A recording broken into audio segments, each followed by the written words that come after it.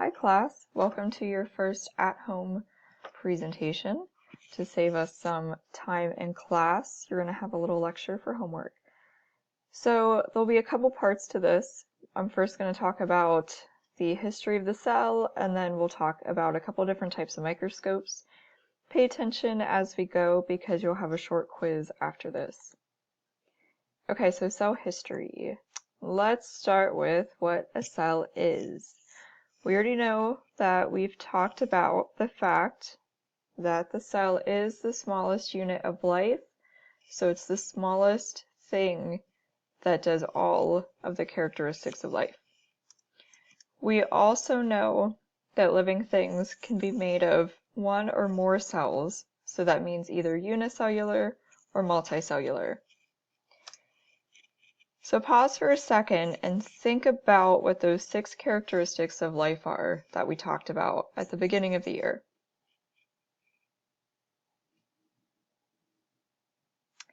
Okay, so hopefully you remembered: use energy, respond to the environment, reproduce, contains DNA, is able to grow, and of course it is a cell, so it has that characteristic. Okay, so cells have all of those things, and we'll see that as we go throughout this unit. Okay, so history of the cell. The big thing that made all of this possible was the invention of the microscope. And this was a very new and exciting technology of the time. Nobody had ever done anything like this, and now we're able to see a lot of things that we didn't know were there. And all of these fellows at the bottom helped out with this. So first in the 1600s, we had Anton von Leeuwenhoek.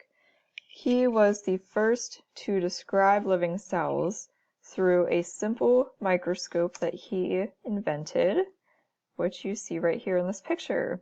Looks nothing like what we see in class, but it was actually very effective. He actually looked through this little hole that is labeled by D, and it worked quite well. In the mid-1600s, we had Robert Hooke. He actually took a slice of cork, which is what you see in this picture here, and he looked at it in a microscope, and he saw all of these little chambers, and he gave those chambers the name cells because they reminded him of like cell rooms. So that's where the name cell came from. So some ideas that led to our cell theory. The 1800s is when a lot of this happened. So you had 1838 with Schleiden. He found out that plants were made of cells. And then shortly after that, we had Schwann, who concluded that animals are also made of cells. And then later on, we had another scientist who found that new cells could only be produced from the division of existing cells. So this was very important because a lot of people up to this point thought that cells kind of just spontaneously appeared, which we know isn't true for anything living. Okay, so our 3 parts of the cell theory. The first one is that all living things are made of cells. This we know at this point. The second is that cells are the basic unit of structure and function of living things, aka smallest unit of life.